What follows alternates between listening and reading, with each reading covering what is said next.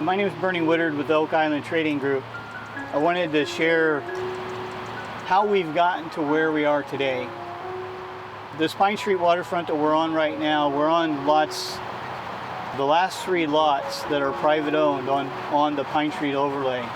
There are 3 lots that we recently purchased from Verizon Wireless that it took us about 5 years to even find out who owned them.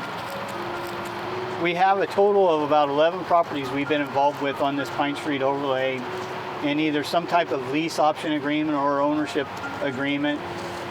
Most of the houses have been historic, so they were historic resources that we've been able to renovate and turn into Airbnbs or student housing for Umpqua Community College athletes.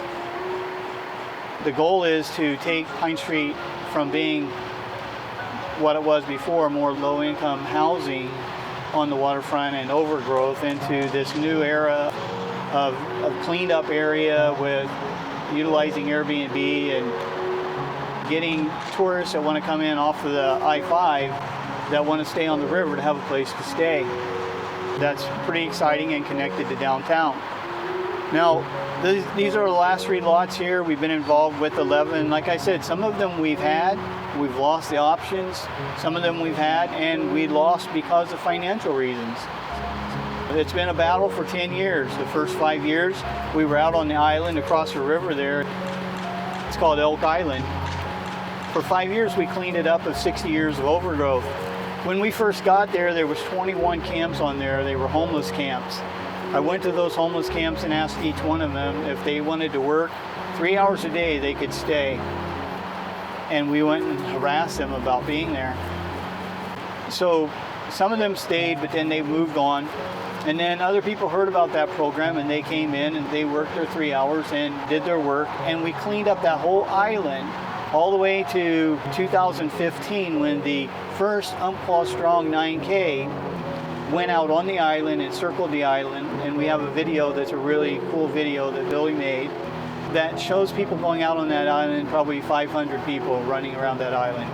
But the reason that island was cleaned up was the efforts of Richard and myself. Richard Weber's my partner.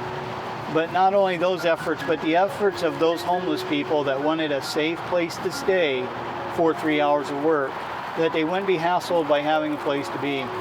As soon as we cleaned the island up, we looked across the river and here was Pine Street. Again, garbage piles in the side of the river.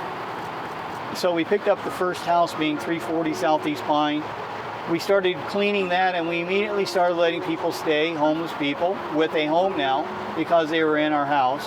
And they would work 3 to 5 hours a day depending on the room they had. And they helped us do 340 Pine, then they helped us do 280, and they helped us do 292 and 310, and just one house after another.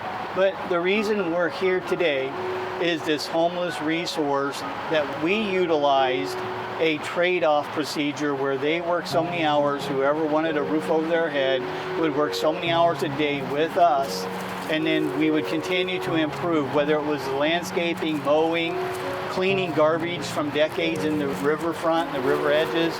One property, 292, where the old Farquhar launch was to go across to Elk Island, then known as Farquhar's Island and Ice Cream Park.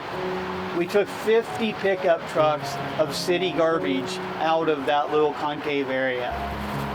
So it wasn't just homeless people's garbage along the river, but it was where at some point in time, everybody just dumped their garbage along the river. But how we got it cleaned up was the homeless trade-off. Our ultimate goal is that there would become a property in this area that we could utilize this same process for, where anybody that needed a roof could go to that little village or big village it may become, and they would have a roof over their head for being able to work 3 hours a day. That trade-off works. And I don't know that just giving somebody a roof works, but trading off when we work for something ourselves, as you see I do every day, when we work for something ourselves, we respect that a lot more. And our people always did and always do. So again, we hope that we continue picking up more properties. We hope this year we get back to Elk Island and we're able to clean it up, and by the end of the year, it's beautiful again for everybody to be at and visit. So when you see that homeless person along the road somewhere, I mean, there's opportunities there. We don't know where they've been in their life.